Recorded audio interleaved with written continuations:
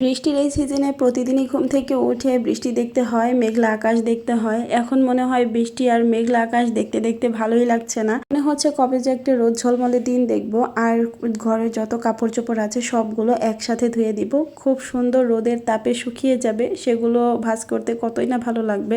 কারণ এখন বৃষ্টির দিনে স্বেচ্ছাতে অবস্থায় বেলকনিতে কাপড় শুকানোটা খুব বেশি ঝামেলাকর।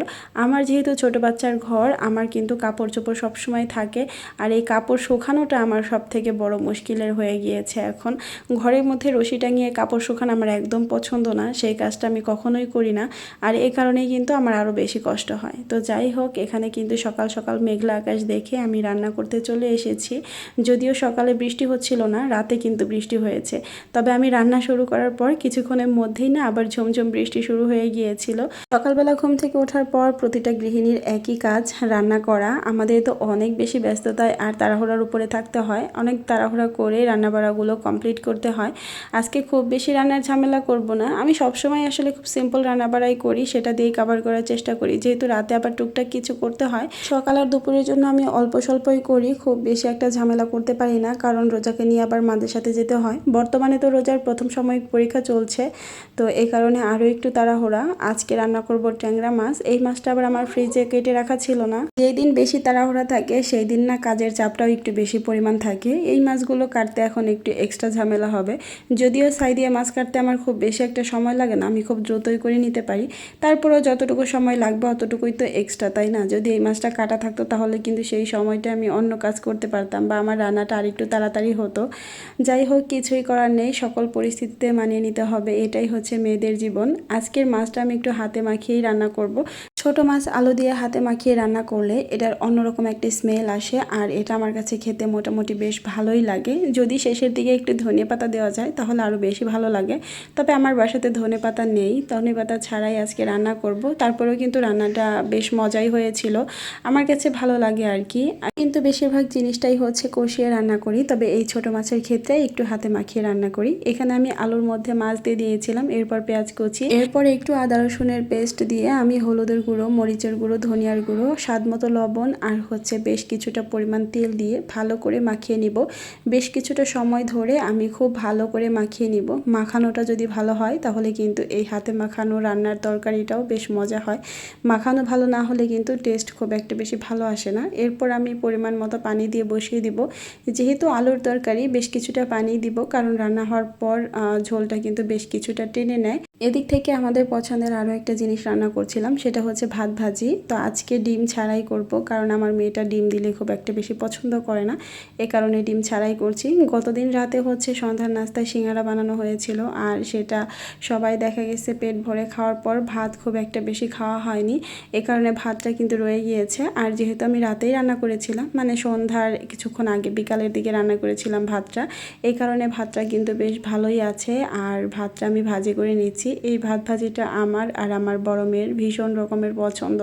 আমাদের ভাত ভাজি হলে আর কিছুই লাগে না, তো সেই কারণে ভাতটাও ভাজি করে নিলাম। এটা দিয়ে আমাদের সকালের নাস্তাটাও হয়ে যাবে। রান্নার পাশাপাশি যে কয়টা থালা বাসন যখন বের হচ্ছিল সেগুলো আমি সাথে সাথে ক্লিন করে নিচ্ছিলাম, এক্সট্রা করে কোনো কিছুই জমাচ্ছিলাম না, কারণ দ্রুত করে সব কাজ শেষ করতে হবে। আমি চেষ্টা করি সকালে একটু বেশি ভোরে ঘুম থেকে ওঠার জন্য, আর এতে করে সবগুলো কাজ কিন্তু খুব তাড়াতাড়ি করে ফেলা যায়। আর আমি চেষ্টা করি মেয়েকে মাদ্রাসাতে নিয়ে যাওয়ার আগে রান্না থেকে শুরু করে ঘর গোছানো, ঘরের প্রতিটা কাজ কমপ্লিট করে রেখে যাওয়ার। সংসারের কাজ তো আসলে শেষ হবার নয়, একটার সাথে একটা লেগেই থাকে, তো সব কাজ শেষ করা এটা বলাটা আমার মনে হয় ভুল। আমাদের বেসিক যে ঘর গোছানো, রান্না বা সকালের যে কাজটা থাকে সেটা আর কি কমপ্লিট করে যাই। এরপর হচ্ছে মেয়েকে মাদ্রাসাতে দিয়ে এসে আমার একটু ভিডিও এডিটিং, তারপর ভয়েস ওভার আপলোড, এগুলো নিয়ে বসতে হয় ফেসবুকের আর কি। তো সেগুলো শেষ করার পর আমি দেখা গেছে আবার কাপড় ধোয়া, বাচ্চাদেরকে গোসল করানো, তারপর নিজে গোসল, এই টাইপের কাজ থাকে। আবার 1টা বাজার সঙ্গে সঙ্গে কিন্তু রোজার বাবা লাঞ্চ করতে চলে আসে, সেই দিকটাতেও আমাকে আবার খেয়াল রাখতে হয়। এই যে এদিক থেকে কিন্তু আমার তরকারিটা প্রায় হয়ে এসেছে, এখন একটু ভাজা জিরার গুঁড়ো দিয়ে আমি চুলাটা অফ করে দিব। মাশাআল্লাহ, রান্নাটা দেখতেও যেমন সুন্দর হয়েছে, খেতেও বেশ ভালো হয়েছিল। আমার মতো এরকম ছোট মাছ হাতে মাখিয়ে কে কে রান্না করেন কমেন্ট করে জানাবেন তো আপুরা। এই সাথে আমার যেসব আপুরা এখন পর্যন্ত ভিডিওটি দেখছেন, তবে ভিডিওটি ভিডিওটিতে একটি লাইক দেননি, প্লিজ আপনারা ভিডিওটিতে একটি লাইক দিয়ে দিবেন এবং কি আপনাদের যে কোনো মতামত আমাকে কমেন্ট বক্সে জানাবেন। আমার চ্যানেলটিতে নতুন হয়ে থাকলে চ্যানেলটি সাবস্ক্রাইব করে দিবেন। এখানে আমার চুলাটাও কয়েকদিন থেকে মানে একদম মেজে যে ক্লিন করা সেটা হচ্ছিল না। শুকনো কাপড় দিয়ে ভেজা কাপড় দিয়ে এক এক সময় এক এক রকম মুছে ক্লিন করে রাখছিলাম, তবে এই যে ভিম বার দিয়ে মেজে ক্লিন করা হয়নি। তো চুলাটা একটু মেসি হয়ে গিয়েছে, আজকে ভাবলাম একটু ভালো করে ক্লিন করে নিই। হাতে যেহেতু একটু সময় আছে এই কারণে এই কাজগুলো করা। আমি চেষ্টা করি সকাল 8টার মধ্যে রান্নাটা কমপ্লিট করে ফেলার। 8টার মধ্যে যদি না হয় 8:30টার মধ্যেও যদিও হয় তাও কিন্তু আমার হাতে আধা ঘন্টা সময় থাকে, কারণ আমি 9টা পর্যন্ত ঘরের সমস্ত কাজ করি। এর 9টা বাজার সঙ্গে সঙ্গে আমি মেয়েদেরকে খাওয়া দাওয়া করিয়ে তারপর নিজে হালকা পাতলা কিছু খেয়ে রেডি হয়ে মেয়েকে নিয়ে বেরিয়ে পড়ি আর কি। 9টার পর আমার আর ঘরের কোনো কাজ করার সুযোগ থাকে না, কারণ ওকে নিয়ে মাদ্রাসাতে যেতে হবে। মাদ্রাসাটা আবার বাসার একদম কাছাকাছি না, যেহেতু দেখা গেছে 10-15 মিনিটের মতো সময় লেগে যায়। তো এভাবেই আসলে ব্যালেন্স করে মিলিয়ে ঝিলিয়ে কাজ করতে হয়। আমরা যেহেতু গৃহিণী আমাদেরকে বুদ্ধি করে তারপর অল্প সময়ে বেশি কাজই করতে হবে, নয়তোবা একা হাতে সব কিছু তো ম্যানেজ করা যাবে না। আর এত পরিমাণ ব্যস্ত থাকি, রেগুলার তো ইউটিউবে ভিডিও দিতে পারি না। চেষ্টা করি 3 দিন 4 দিন 2 দিন পর পর ভিডিও দেওয়ার। আমি আসলে চেষ্টা করি একদিন অন্তর অন্তর ভিডিও দেওয়ার, তবে সেটা না কোনোভাবেই কুলিয়ে উঠতে পারি না। লং ভিডিও শ্যুট করা, ভয়েস ওভার করা, এডিট করাটা কিন্তু বেশ অনেকটা সময় এবং কি অনেকটা ঝামেলার ব্যাপার। ছোট বাচ্চা নিয়ে আসলে আমার ভয়েস ওভার করাটাই অনেক বেশি কষ্টের। শোভানা বাবুকে রেখে ভয়েস ওভারটা করা, আমি দেখা গেছে মাঝে মাঝে কিন্তু শোভানা বাবুকে নিয়েও ভয়েস ওভার করে ফেলি, তখন আপনারা টুকটাক নয়েজ পান। কিছুই আসলে করার নেই, বাচ্চার মা যেহেতু হয়েছে বাচ্চাদেরকে নিয়েই ঘরের সমস্ত কাজও করতে হবে এবং কি নিজের শখের যে কাজগুলো আছে যেমন ইউটিউবিং করা, ফেসবুকে ভিডিও করা, এগুলো কিন্তু আমার শখের কাজ, এগুলোকেও বাচ্চাদেরকে নিয়েই করতে হবে। বাচ্চাদের জন্য নিজেদের থেমে থাকলে আসলে চলবে না, কারণ বাচ্চারা বড় হয়ে যাওয়ার সাথে সাথে আমার নিজেরও বয়স বাড়বে, আমার নিজেরও শখের পরিবর্তন হবে। এখন যে জিনিসটা করতে ভালো লাগছে হয়তো বা পরবর্তীতে সেই জিনিসটা আমার আর করতে ভালো লাগবে না। এখন আমার ধৈর্য যতটুকু কুলাচ্ছে হয়তো বা তখন আমার বয়সের সাথে সাথে মেজাজও খিটখিটে হয়ে যাবে, তখন আর করতে ইচ্ছে করবে না। এই কারণে আমি চেষ্টা করি যে বয়সে যে শখটা সেটা সাধ্যের মধ্যে পূরণ করার। এখন আমার যে বয়স আমি অনেক বেশি পরিশ্রম করতে পারছি, একটা সময় গিয়ে তখন আমার বাচ্চা কাচ্চার ঝামেলা থাকবে না, তারপরও দেখা গেছে এতটা পরিশ্রম আমার শরীর নিতে পারবে না। এই কারণে সময়ের সাথে সাথে সময়কে কাজে লাগানো উচিত, আমি যেটা মনে করি। আসলে এক একজন মানুষের চিন্তাভাবনাটা এক এক রকম, তো সে তার মতো করেই কাজ করবে, এটাই স্বাভাবিক। আমি কিন্তু রান্নাঘরের সমস্ত কাজ গুছিয়ে রান্নাঘরটা একদম ক্লিন করে রেখে এসেছি। এখন ঘর দোরের ফার্নিচারগুলোকেও ঝটপট করে একটু মুছে নিচ্ছি। সব দিন সকালবেলা যে সবগুলো ফার্নিচার মুছতে পারি তা না, তবে যেদিন হাতে সময় পাই সেদিন কিন্তু দ্রুত করে ফেলি। এই যে মেয়ের পড়ার টেবিলের অবস্থাটাও দেখতে পাচ্ছেন, মানে পড়াশোনা করছে আর পড়াশোনার ফাঁকে ফাঁকে ড্রয়িং করা, খেলাধুলা তো আছেই। এই টেবিলটার মধ্যে এত কি যে করে বুঝতে পারি না, একদম এলোমেলো করে ফেলে অল্প সময়ের মধ্যে, আর সুন্দর করে তো গুছিয়েও রাখতে পারে না। আমি নিজেও টুকটাক গুছিয়ে দিলে সেই গোছানোটাও মানে থাকে না, সকালে করে দিলে মনে হয় বিকালে হতেই আবার একদম এলোমেলো করে ফেলে আর কি। তো এভাবেই খুব বেশি কিছু সুন্দর সুন্দর জিনিস দিয়েও যে টেবিলটাকে গুছিয়ে রাখবো, একদম ফিটফাট করে রাখবো সেটারও সুযোগ নেই। বাচ্চাদের জিনিসপত্র আসলে বাচ্চাদের মতো করে রাখি, ওদের অনেক খেলনা অনেক কিছু কিন্তু মাঝে মধ্যে টেবিলের উপরে থাকে, তো সেগুলো একপাশে করে গুছিয়ে রেখে দেই। কারণ ওই যে ছোট একজন আছে, বড়জন পড়তে গেলেই আবার ছোটজন খেলাধুলা নিয়ে বসে, তার জিনিসগুলো এলোমেলো করে। আগে তো একজন ছিল তাই পারিনি, এখন 2জনকে নিয়ে এখন মনে হয় আরও এলোমেলোটা বেশি হয়, গুছিয়ে কাজ করাটা অনেক কষ্টের।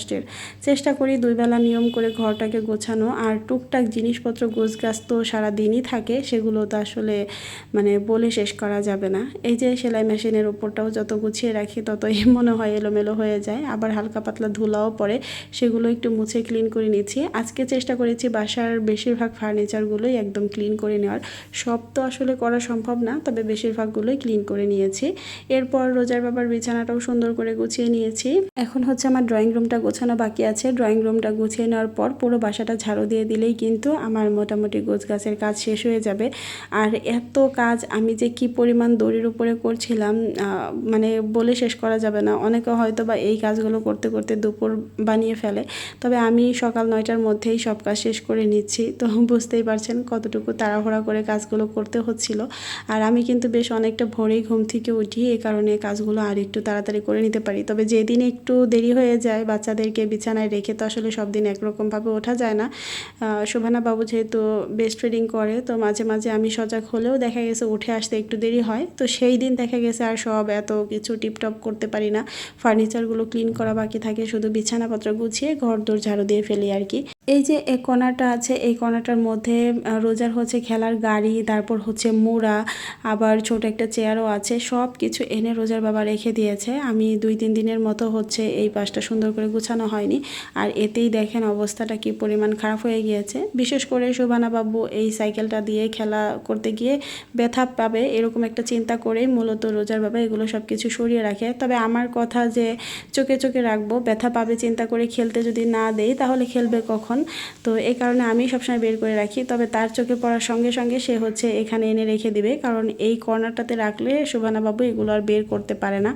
এই হচ্ছে ব্যাপার। তো আমি কর্নার শেলফটাও সুন্দর করে একটু মুছে, শোপিসগুলোও সুন্দর করে মুছে একটু গুছিয়ে নিচ্ছিলাম। ঘর হচ্ছে একটা মেয়ের শান্তির জায়গা, একটা মেয়ের ইমোশন, একটা মেয়ের শখ, স্বপ্ন এবং কি একটা মানুষের রুচি কেমন, সম্পূর্ণ জিনিসটাই কিন্তু বোঝা যায় শুধুমাত্র তার ঘর দেখলে। মেয়েদের জীবনের বেশিরভাগ সময়টাই কেটে যায় তার ঘরের ভিতরে থেকে, কারণ মেয়েদের বাহিরে তো আর খুব বেশি একটা কাজকর্ম থাকে না।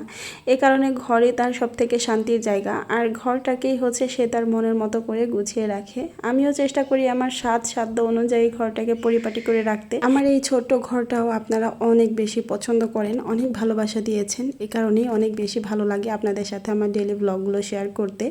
এখন আপনাদের সবার কমন একটা প্রশ্নের অ্যান্সার করি, সেটা হচ্ছে রোজার চুল সম্পর্কে। যেসব আপুরা প্রতিনিয়ত আমার ভিডিও দেখেন তারা তো জানেন, তবে অনেক নতুন নতুন আপুরা জয়েন হন তারা আসলে জানেন না, তাদের উদ্দেশ্যেই বলে দেওয়া। আমি নিজের হাতে প্রাকৃতিক 35টি উপাদান দিয়ে একটা হেয়ার অয়েল তৈরি করি। আমাদের হেয়ার অয়েলের নাম হচ্ছে রোজা হেয়ার অয়েল। আমাদের এই তেলটা যে কী পরিমাণ কার্যকারী এটা যেসব আপুরা একবার ব্যবহার করেছে তারাই কিন্তু জানে। আল্লাহর রহমত এবং কি আপনাদের সবার ভালোবাসায় আমাদের হাজার হাজার কাস্টমার, আর একবার যে আমাদের কাছ থেকে তেল নিয়েছে তারা সবাই আমাদের রিপিট কাস্টমার। সব থেকে বেশি ভালো লাগে একজন আপু যদি আমাদের কাছ থেকে তেল নেয়, তাদের পাড়া প্রতিবেশী, তারপর আত্মীয় স্বজন, ফ্রেন্ড সার্কেল সবাই কিন্তু আমাদের তেলের ফ্যান হয়ে যায়, কারণ আমাদের তেল এতটাই কার্যকারী যে সে নিজেই সবার কাছে প্রশংসা করে আমাদের তেল নেওয়ার ব্যবস্থা করে দেয়।